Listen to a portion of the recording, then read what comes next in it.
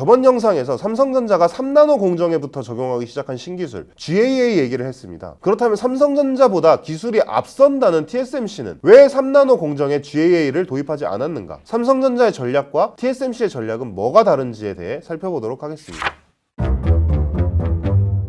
이 얘기를 하려면 먼저 파운드리 시장의 특성을 알아야 합니다. 파운드리 시장은 크게 8인치 파운드리 시장, 그리고 12인치 파운드리 시장으로 나뉘는데요. 삼성전자가 TSMC와 싸우고 있는 시장은 12인치 파운드리 시장이기 때문에 여기에 집중해서 얘기를 해보도록 하겠습니다. 12인치 파운드리 시장의 특성은 최첨단 공정 기술력에 굉장히 민감하다는 겁니다. 8인치 시장이야 말 그대로 구공정, 그러니까 옛날 기술로 만들어가고 있는 시장이기 때문에 기술력보다는 싸게 안정적으로 만드는 것이 가장 중요한 시장입니다. 하지만 12인치 파운드리 시장, 특히 5나노 이하의 초미세 공정 시장은 대형 팹리스들이 앞다투어 최신의 공정이 필요한 설계도들을 내놓고 그 설계도대로 만들 수 있는 능력을 갖춘 파운드리, 즉 삼성전자와 TSMC를 찾아다니는 시장이라고 볼 수 있습니다. 심지어 이 초미세 공정 파운드리의 파이가 생각보다 굉장히 커요. 그러니까 이 시장은 최첨단 공정, 초미세 공정 시장이 오히려 파이가 제일 큰 그런 중요한 시장이라는 거예요. 그럼 이렇게 중요한 초미세 공정 시장의 특성은 어떨까요?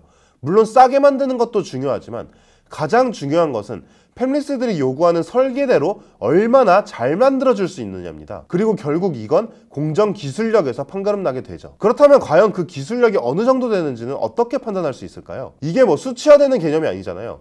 드래곤볼에 나오는 이 전투력처럼 측정기가 따로 있는 것도 아니고요. 대부분 사람들에게 가장 와닿을 수 있는 방법은 이 기업의 고객사들을 보는 겁니다. 세상이 TSMC의 기술력이 세계 최고라고 인정해주는 이유는 TSMC가 세계 최고의 팹리스들인 애플의, 엔비디아의, AMD의 반도체를 맡아서 생산하고 있기 때문입니다. 삼성전자는 4나노 시대에 이 싸움에서 한번 패배했습니다.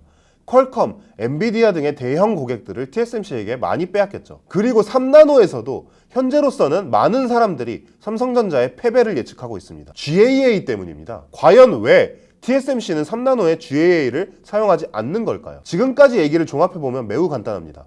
3나노 공정으로 수주를 맡기려는 대형 팹리스들이 아직 GAA를 원하지 않기 때문입니다. 이상하죠? 첨단 기술에 민감하다면서요. 근데 왜 팹리스들은 첨단 기술인 GAA를 선호하지 않는 걸까요? 그야 신기술이니까요. GAA는 신기술이기 때문에 아직 실제로 적용해서 생산해본 사례가 거의 없습니다. 3나노에서 삼성전자가 GAA 공정을 활용하는 게 세계 최초거든요.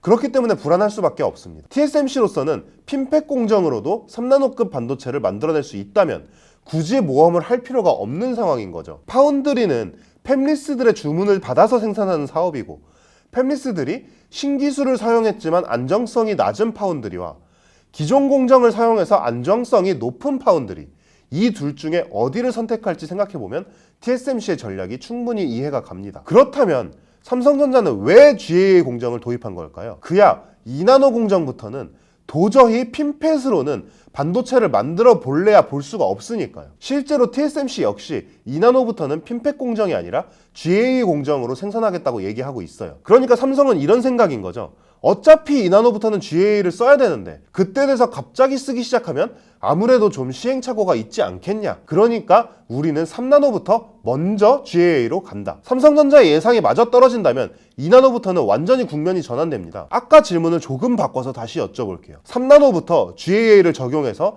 이미 여러 생산 사례가 나와 있는 파운드리와 2나노에서 처음으로 GAA 공정을 적용해 생산 능력이 미지수인 파운드리 둘 중에 팹리스들이 과연 어떤 파운드리를 선택할까요? 삼성전자의 이런 전략이 과연 먹혀 들어갈 수 있는지를 보여주는 시금석은 바로 엔비디아가 될 것으로 보입니다. 엔비디아는 파운드리의 기술력에 매우 민감한 팹리스예요. 엔비디아는 RTX 30을 삼성전자의 파운드리 8나노로 만들었는데 RTX 40 시리즈에서는 바로 TSMC의 4나노 공정으로 갈아탔어요. 그리고 RTX 50 시리즈를 TSMC 3나노 공정으로 만들 것이라는 루머가 나와 있죠. 이쯤 되면 그냥 최신 공정 마니아라고 불러도 손색이 없을 것 같아요. 이런 상황에서 만약 차세대 시리즈를 삼성전자가 2나노 공정으로 가져올 수 있다면 삼성전자로서는 GAA 기술력에서 확실한 우위를 가져왔다는 사실을 만천하에 알릴 수 있는 거예요. 상징 같은 거라고 할 수 있어요. 특히 엔비디아가 생산하는 GPU는 컴퓨터의 모든 부품 가운데 가장 전력을 많이 소모하는 부품이에요. 그래서 전성비가 그 무엇보다 중요하죠. 엔비디아가 새로 신제품을 만든다면